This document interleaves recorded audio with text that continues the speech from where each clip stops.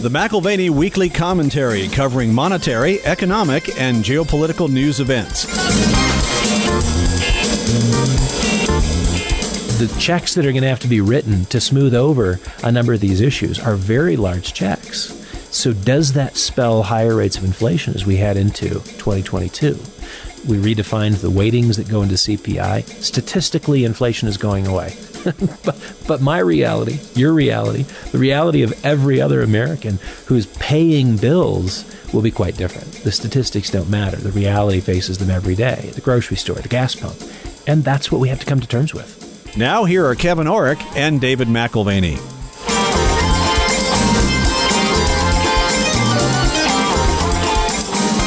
Welcome to the McAlvany Weekly Commentary. I'm Kevin Orrick along with David McAlvany. David, there are so many times when I wish the mic was on before we're actually recording. And this just happened. We were just now talking and it's like, wow, this should be part of the show. and so I love our conversations. I just have to say how natural it is.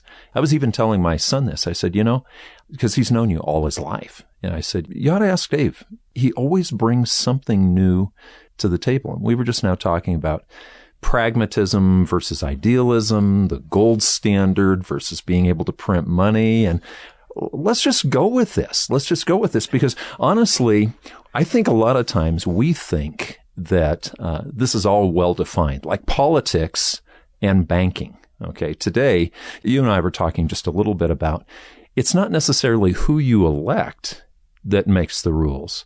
It's who controls the flow of money. And I'd like to talk about that a little bit today. And, some of the behind the scenes politics that occur, it ain't Biden making the decisions right now. Let's just face it. No. And we had January 6th come and go. And, certainly another opportunity to reflect on the drama and the political rancor of our age. I was in the airport yesterday, stuck between Fox in one ear and CNN on the other, literally two big screens, 20 feet apart.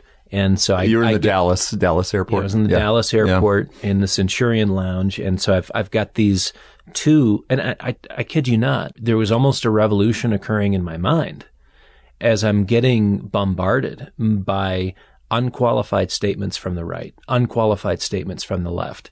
And the facts don't matter. The facts don't matter. Right. What matters is more heat than light. We're not after insight. We're after conflict because it raises viewership. And it's amazing to me that mainstream media is today loving the political rancor. And I think there will be more of it as we head towards November. Well, okay, so let's broach a subject right now that'll immediately get us canceled, okay, in cancel culture. Go for it. January 6th. I was told that it was going to be like an earth-shattering day by the mainstream media. They really wanted me to be upset about the annual anniversary of January 6th. Where'd that go? Gosh, I forgot what date it was until that night. Yeah, I mean, I think any serious student of history would look and say, we could consider the main inputs for an insurrection or a coup. And I guess what was there? Almost nothing. What we did have is the media outlets covering and expecting a great to-do. But there was one piece from the Wall Street Journal, the editorial board, which I thought was very fascinating. They covered on January 2nd, a series of maneuvers which were coordinated by Elizabeth Warren. And this really is more the marks of a coordinated overthrow. And this is, you look at the last few weeks of December, you get the coordinated efforts of Warren's protege, Rohit Chopra, who runs the Consumer Financial Protection Bureau. And he succeeded in ousting the chair of the FDIC, Jelena McWilliams. She's gone. She personally cataloged the saga in the Wall Street Journal earlier on in December, describing the political efforts to strip her of authority before her term ended in June of 2023. So just a really fascinating set of machinations inside the financial bowels, if you will. Chopra, only recently confirmed by the Senate, went for the jugular with McWilliams. And, it's typically the chair, and that's McWilliams, who sets the agenda for the board. That's plain and simple. It's always been that way. Chopra is on the 4-member board, but he's not the chair. She is. And the efforts were to strip McWilliams of that power And here we have McWilliams choosing to resign December 31st, effective sometime in February. And you're saying this was orchestrated, or in the Wall Street Journal, this was orchestrated from the start. Fascinating. Again, I would encourage you to read the article, The Warren-Biden Bank Heist, because it reminded me of the book that we read a couple years ago, Fragile by Design. You may say, why is this of consequence to the markets or of concern to me as an investor? Yeah, because this is really nothing more than internecine technocratic squabbling.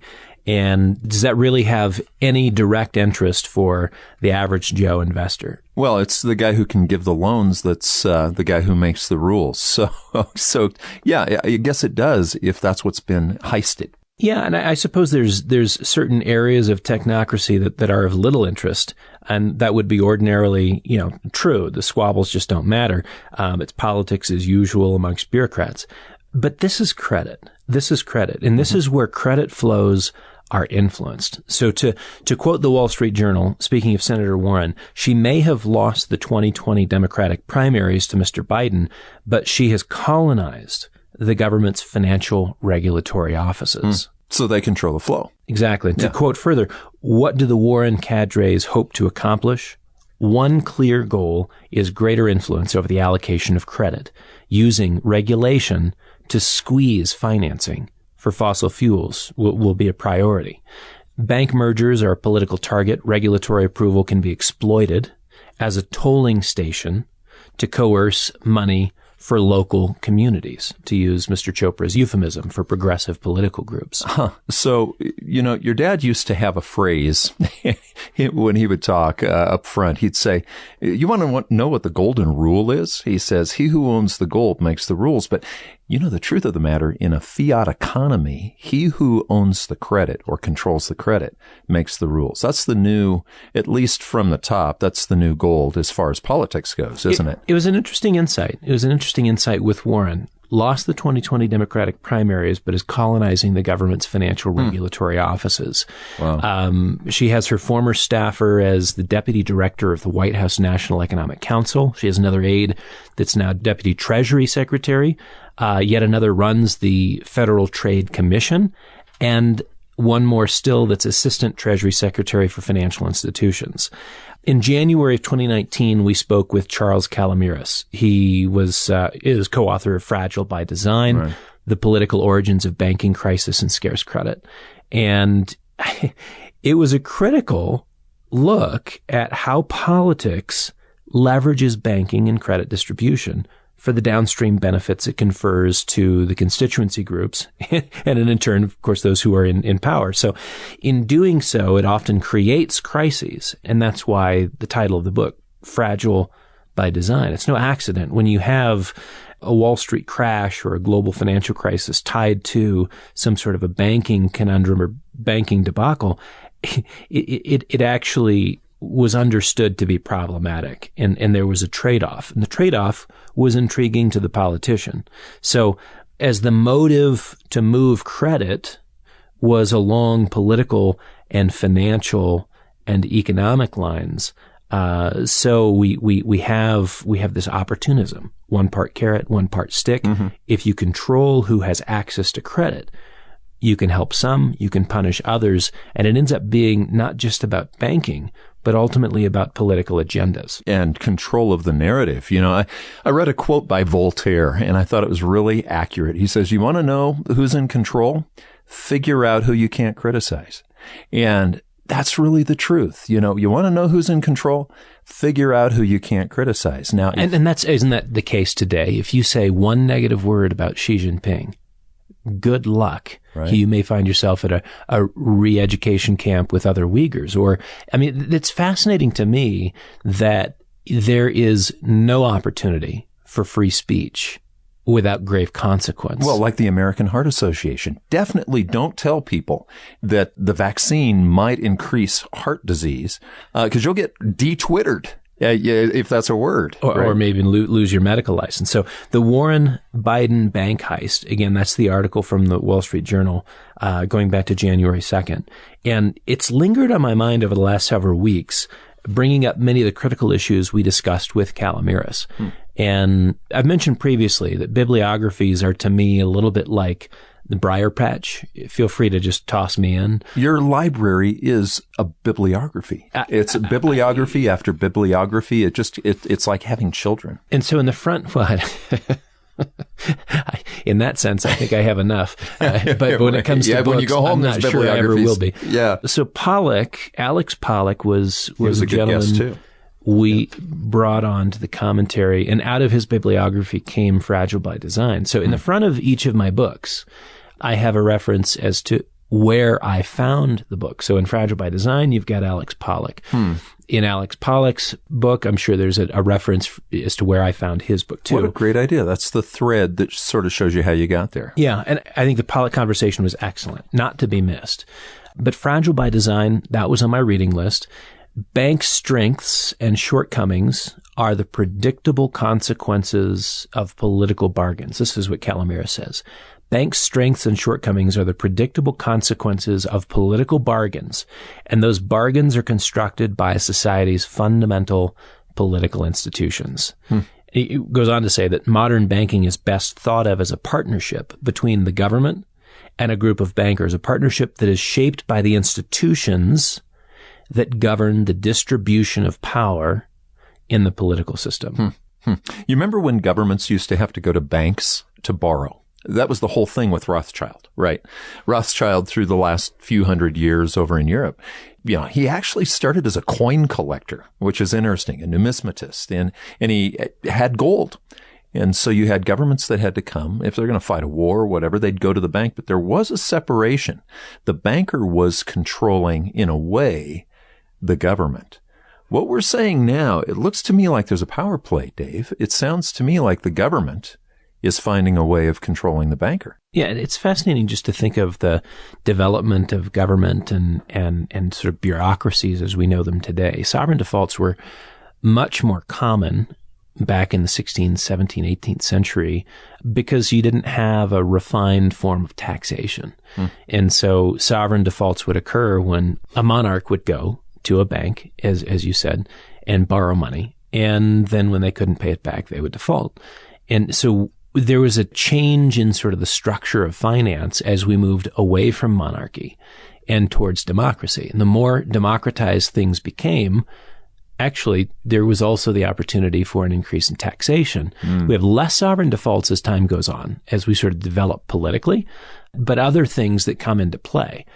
Certainly there was issues in terms of monetary stability, and we'll get to that in a minute. But I don't read all books cover to cover, but this one, 500 pages, Fragile by Design, I can't put this down. I'm looking at it on the table in front of your mic. Okay. This thing is worn out. Yeah. And I think, the choosing winners and losers has been a theme on this program before. Remember Carmen Reinhardt? Certainly that came from a candid conversation with Dr. Reinhardt. But Fragile by Design illustrates how the choosing of winners and losers is a political process, and banks are merely the conduits of getting credit to the right people. And there's some agreement that takes place there. There's some financial benefits which accrue to the bank, which is why they're involved. And what this particular study showed was how choosing winners and losers has a structural stability cost attached to it. And those costs are largely disregarded as a higher purpose is served. And that, again, is a political purpose, the maintenance of power. So champions of political sponsorship in the credit markets, implicitly, they do undermine democracy. They do undermine meritocracy, and they add sort of a component of plutocratic redistributional idealism. Okay, so let's get nostalgic here for a second. All right. Okay. So the commentary started in the spring of 2008. That was a really critical time in America because if we go back to 2007, we had started to see cracks in the system that were actually, they came from years and years of giving people loans who the government knew could never pay those loans back. Okay. They could not pay it back. We called it the subprime crisis, but nobody really knew how bad it was going to be in 2007. And Bear Stearns came out and they offered $400 million worth of bad debt. What did they call it? I can't remember what they called it. It was, what it was something they actually wished they never had shown through the curtain. So when no one came in and bought it, then they pulled it back off But you and I talked about that in 2007. And I remember talking to a couple of clients saying, hey, something's up. All these bad loans that have been given out, the chickens are coming home to roost. Well, we, in 2008, started the commentary and were able to walk through the global financial crisis. But wasn't it caused by some of the same things we're talking about right now, where money was directed to people to buy houses? It sounded like a noble enterprise, but these were people who had absolutely no income possibility of being able to pay those mortgages over time. Well, it's fascinating that you have a parallel with China as well. The migration from the countryside to the city and the building of cities. And certainly in 2008 and 2009, it looked like they would be ghost cities. Some of them still are. And some have been filled. And in cases where the construction is now old enough and the quality was at the time of the build so poor, you're now seeing some of those buildings torn down, and I'm sure they'll be replaced just to keep the economic engine turning. But we had our subprime lending crisis, and they have their equivalent of a credit vortex right now. It's happening as we speak. But the exploration of the subprime lending crisis is a fascinating one. Not as an expression of Wall Street greed. And I think that's, when we think back to that and we think of Countrywide and we think of, ninja loans and we think of all the things that were happening that seem so irresponsible, reckless, and driven by private corporations, the sub-story, the subtext is actually that there's more to it than Wall Street greed because, that's rarely in question. You can count on that.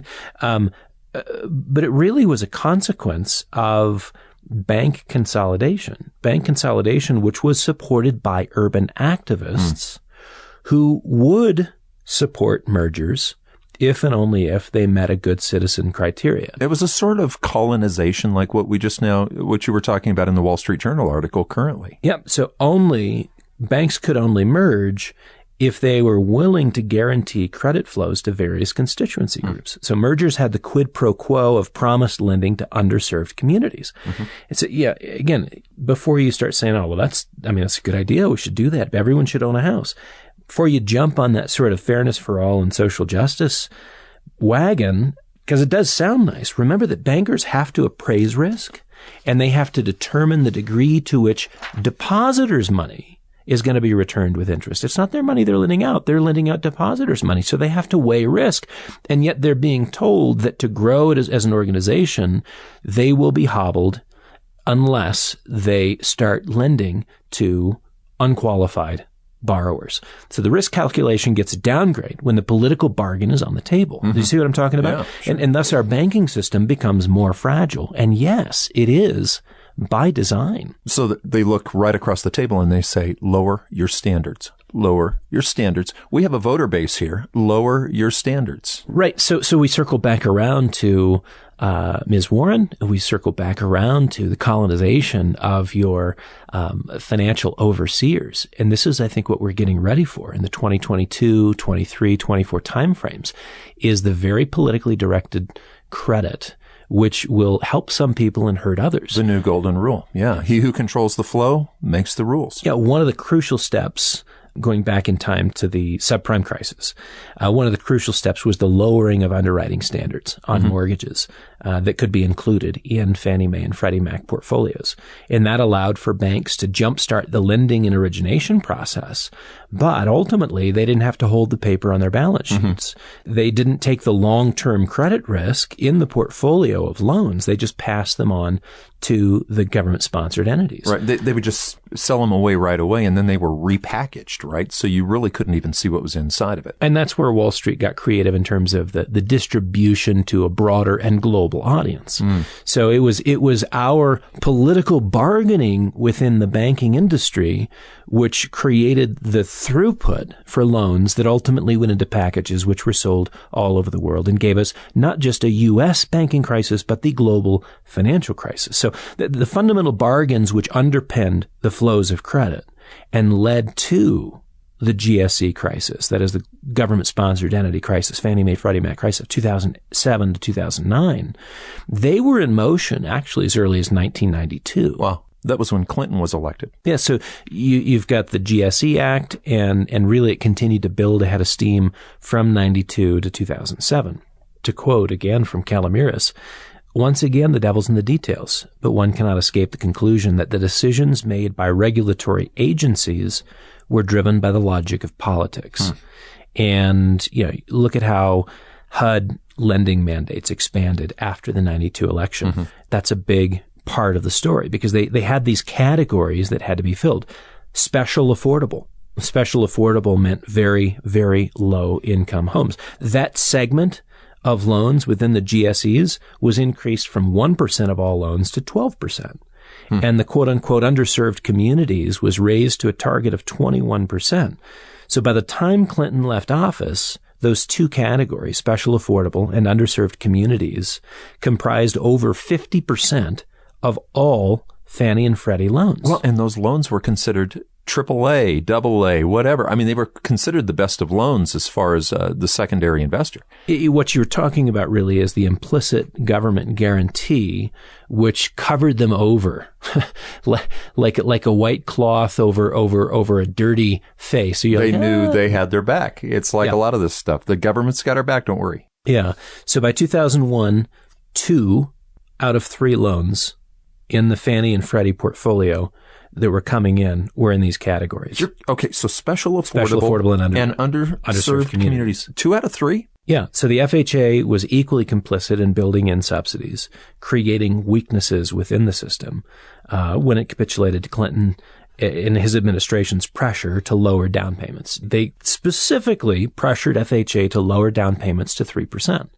Wow. Again, so you go back to 92, you go back to the GSE Act, which allowed for a reconfiguration of the balance sheet for these GSEs, where they could have 2.5 cents of capital for every dollar, or $2.50 of capital for every $100 in lending. That's 40x leverage. Wow. It's 40 times leverage, which was being built into the system. You could say, it was fragile by design. 40x leverage with an implicit government guarantee. What's not to love about the expansion of credit? And of course, we know that credit and money are almost indistinguishable today. So what's not to love about the expansion of money in the system on a 40x basis? And what you're saying is this is happening again. This Wall Street Journal article from January 2nd is saying at this point you've got political distribution, let's call it, okay, of the banking system to the political interests that are at hand.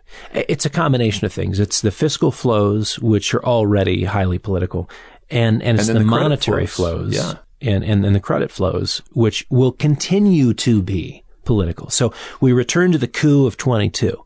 The real coup of 2022, as deterioration of political momentum continues back in D.C., and it's evidenced by the stalling of legislative efforts, a free fall of support for the Biden administration in the polls, now coming in at around 33% approval, some of the lowest ratings you've seen in presidential history at this stage in the game. And you've got a skilled political operative wasting no time, wasting no opportunity in fortifying the means of credit creation and distribution. I mean, we mentioned a few already. And then there are the new Fed nominees. You've got Sarah Raskin, you've got Lisa Cook, you've got Philip Jefferson. And these are the Fed nominees to join the board. If brought onto the Fed committee, it would make the committee certainly the most diverse ever across gender and racial lines. Raskin spent time at the Fed already and at the Treasury. Cook comes from the economics department at Michigan State University. Jefferson's at Davidson College. And these are all reputable and respected economists. But yes, they're also of a more progressive bent. So I think you can see where I'm going, I think. I'm just thinking about it. I've got this vision of all these scenes that we saw from January 6th of last year. This was a quieter January 6th, but this is far more powerful, isn't it? I mean, this is the storming of the Capitol and everything else, just simply by replacing certain people who won't play ball. It becomes, you're appointing the people who will determine who gets anything and who gets nothing. So again, who's at the Treasury, who's at the Fed, who's at the FDIC, who's on the Presidential Economic Council. When you start stacking the deck in your favor in such a way, what you're basically lining up to do is then say, what is our agenda? Is it climate change? Is it inclusion? Is it a variety of other hobby horses that are at the receiving end of credit in 2022? And we're not talking about, I need a loan for $10,000. This will be trillions of dollars delivered. trillions of dollars delivered. Okay, so let me ask a question that's on the minds of a lot of students. And not just 2022, but stretch it out through the end of the Biden first term. Could one of the hobby horses be to get the vote of the student that's deeply in debt? Of course. And in that respect, you are talking about vote gathering from among students in exchange for the extinguishing of student debt. Again, it's an application of credit. It's a fiscal decision. Someone will pay that cost and someone will receive the benefit. Is it to small business owners that take up the torch of a green agenda? Could you have some sort of a subsidy for your business if you're willing to have an electric charger out in front of your business to charge cars? I mean, there's a variety of ways, again, with carrot and stick, where the new credit scheme may be for those who are explicitly anti-fossil fuel or are pro-immigrant or you name it. This is carrot and stick used to shape the political landscape. But frankly, it's no different than what we've already seen in the last series of decades. And when we started talking, we started talking about the change over the last few hundred years where monarchs would go and get money from banks. And you were talking about sovereign defaults and that type of thing. But now that we do have a form of, I would call it democracy, in a way it's populism applied to the vote too, isn't it? I mean, populism in the voting side of things. And so we have really changed at this point. The politician doesn't just in an evil way, move money where the voter base is. They have to. If they're going to be reelected, a monarch doesn't have to be reelected. A politician does. Well, think about what a representative form of government looked like in the early stages of America, where not very many people could vote. And I'm not saying that that's the right way to do things, right, but it meant that the conversation was along very different lines. Representation for what? Right. And at this point, it really is a question of how many tax dollars can you bring back to your constituents. So representation today is out of the tax coffers, and that really wasn't the case 150 years ago. But universal suffrage, we now have. So the shift towards voter sensitivity and the prerogative and the voters' prerogatives, that was highlighted by Guido Garrodi in a conversation we had with him years ago on our commentary. Really, after World War II and the move towards universal suffrage, the budget became politicized. And I remember when he said that, it never dawned on me, and it was the simple insight that has had ripple effects through so many of my views on things. But the budget became politicized to a greater degree, and with that has come tremendous currency pressures. You've got to be able to print money. That's inflation. Inflation is a choice, isn't it? Absolutely. So chapters 11 to 13 in Calamiris that covers inflation as a part of the policy outcomes of bank bargains. And I think he does a great job of contrasting what an autocracy faces when they're employing the inflation tax, and how difficult it is actually to, on a consistent year-over-year basis, apply the inflation tax to democracies. Because people will tend to say, ouch, I don't like this, make it stop. And by the way, I don't like the fact that someone has more than I do. Let's tax the rich rather than subject me and us to the inflation tax. No wonder we don't have a gold standard. No wonder we don't have a gold standard. You couldn't do this without fiat currency. Yeah, that's important to think about. The modern banking system only exists to the degree that it does because of fiat currency. The global average inflation rate, think of this, in the 19th century, the global average inflation rate was less than 1%. It was 0.7% for the entire century. The global average inflation rate, less than 1%. Good luck with that today. Notice we've changed our monetary system. We didn't like the bondage that gold put us in. We didn't like the limitations that it gave us. And so we have today the universalization of fiat and the encouragement of credit distribution. And now you've got politicians who figured out how to control the credit distribution for their benefit, for political gain. Should we be surprised that inflation is more of an issue in the 20th century than in the 19th? No, we've got a different monetary system. It's unhinged. And as we launch into the 21st century, can we expect it to be easily tamed when the political appetite is only seemingly bigger and more desperate by the day? Yes, but your modern monetary theorist or current central banker is going to say, no, Dave, the inflation that we're experiencing right now is transitory. It has to do with COVID. And I'll tell you, I was walking the dog the other day, and right across from us lives a a general contractor who lives across the street from me. We were talking and I said, how you doing? And he said, well, it's really interesting. I'm busier than I've ever been. I've got a line of customers who want me to do jobs. And he does large commercial projects. He's currently working with a car dealer and building a building there. And he said, Kevin, I start a project, and he said, usually I have to order parts and trusses and the things that he uses, a week or two ahead. He says, right now I'm having to order 6 months ahead. And if it's appliances, and you went through this, you guys personally went through this with your appliances and your kitchen remodel. He said, it can be as much as a year and a half for what we need for appliances. So he's got projects that he would have normally finished in 6 to 9 months that are taking 2.5 years. That's part of this COVID slowdown production, whatever.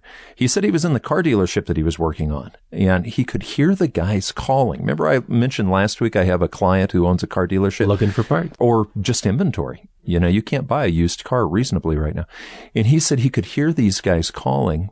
They normally would call about a 500-mile circle area. And he says they were calling into Louisiana, out of Colorado. They're just looking for inventory. So going back to a modern monetary theorist, he'd say, well, the inflation that we have right now is based on that. We have production disruptions. We've got transitory. So address that, if you will. Yeah, well, there's part of it that's a reality. We're dealing with that, as you mentioned, a washing machine that it was ordered January 2021, and there's still no idea of when it's going to arrive. This is for you? Yeah, we've got a gap in our kitchen, and there's more hand washing of dishes than usual, and whatever. But we're going over a year now as we pass the 1 year mark. Wow, that's incredible. So post-COVID, we have increased the production inefficiencies. And if you look at how globalization has over the last 2, 3, 4 decades benefited from a gain in efficiency, and prices have benefited from these efficiencies. Just-in-time inventory management has meant that nobody had to carry a huge inventory. Production was going to be quick because it was fast and easy to have everything ready to go, slap it together, ship it, deliver it. Everybody's happy. But it wasn't as resilient as we thought. Well, it wasn't as resilient, that's for sure. But think about the efficiencies that existed. And we've steadily decreased those, again, all the things that were built up over a 40 to 50 year period. Now it's in reverse. We have production inefficiencies, right?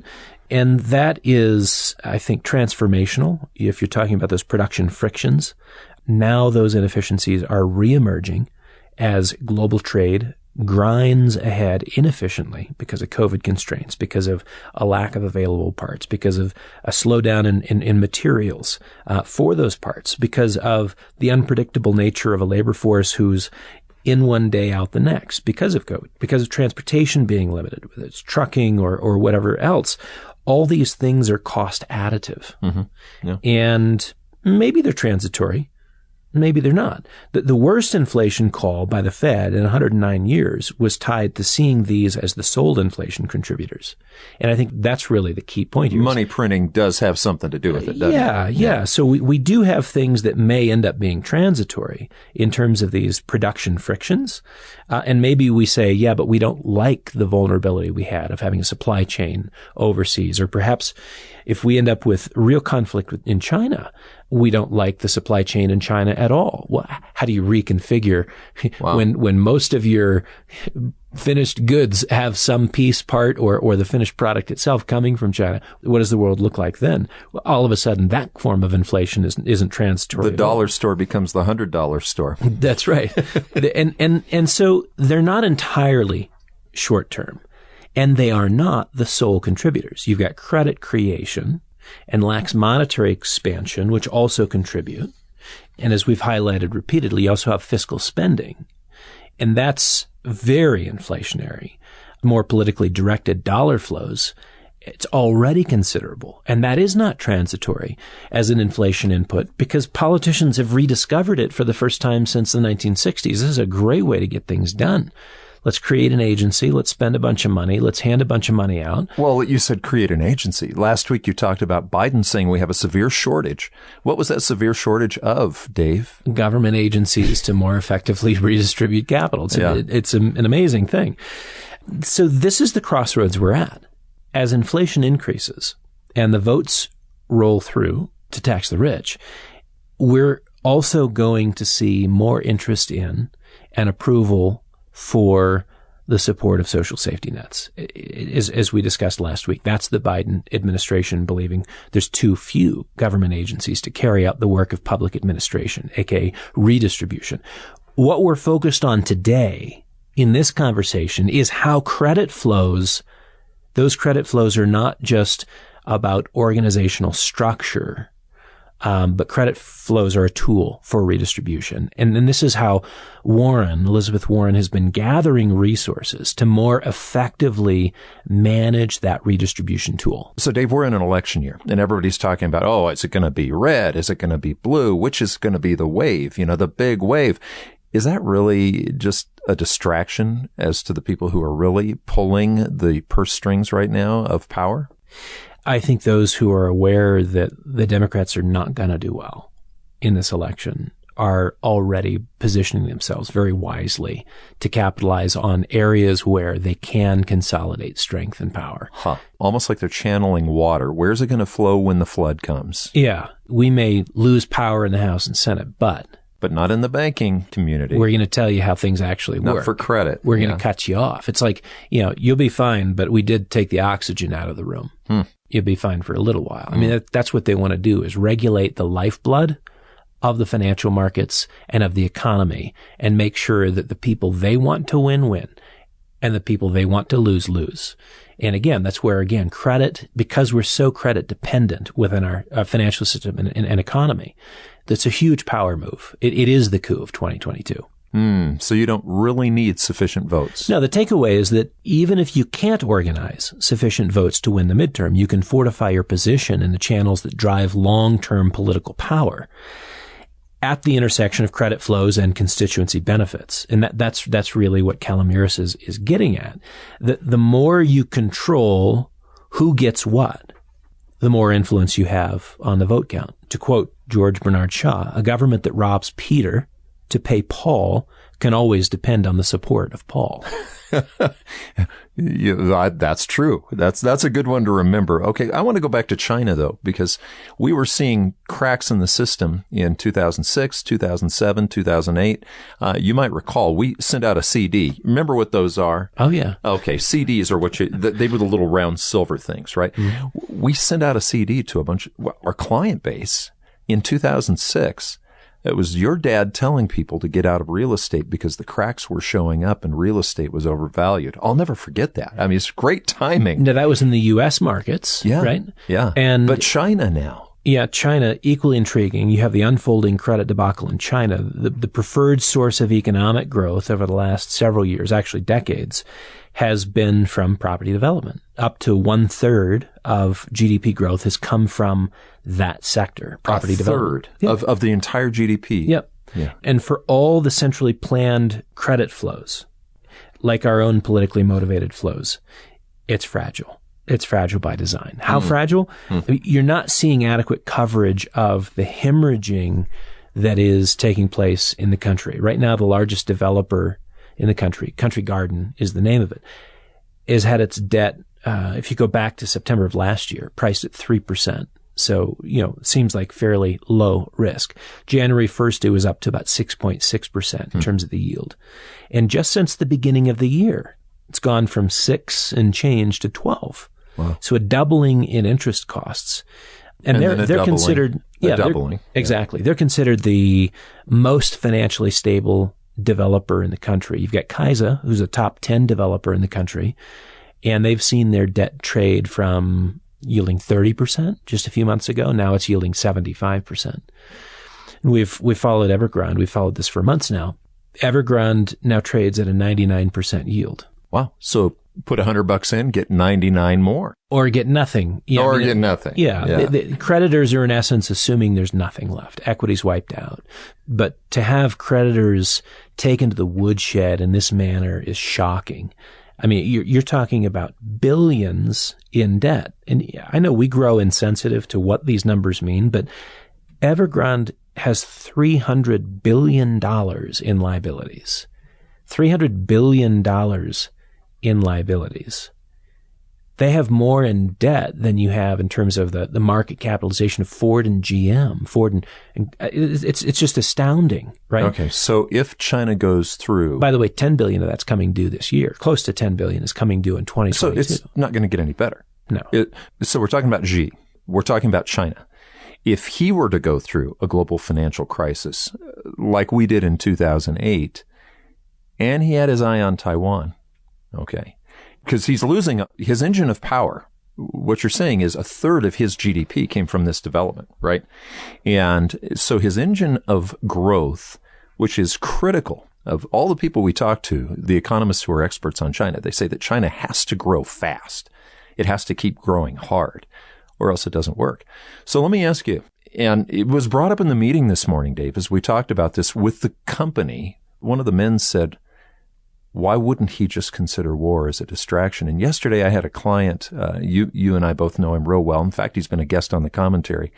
He is a former senator, and he is an expert mathematician, used to fly B-52s. He was part of a war game group that would play mathematical and outcome-based war games at the Pentagon. That was part of his assignment when he was with the military. And I just asked him yesterday, I said, is Taiwan the real deal? Ukraine for Putin? And he was very sober. He says, yeah, it seems very likely. So my question would be, and we've been talking about politics, we've been talking about credit. You know how you talk about the financial moves to the economic, which moves to the political, which moves to the geopolitical. Yeah. Yeah. Honestly, I think Biden is more in a desperate position than Xi Jinping is.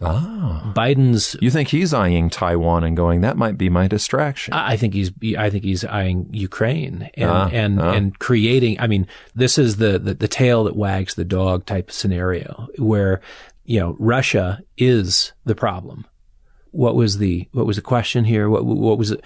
Russia is the problem for everything. My son-in-law is a captain in the Air Force. I really don't want to hear any more about the distractions. That doesn't Ukraine, sound good. Yeah, Ukraine. I mean, coming into our election, I think there's a greater sense of desperation. The reality is Xi Jinping does not need a vote.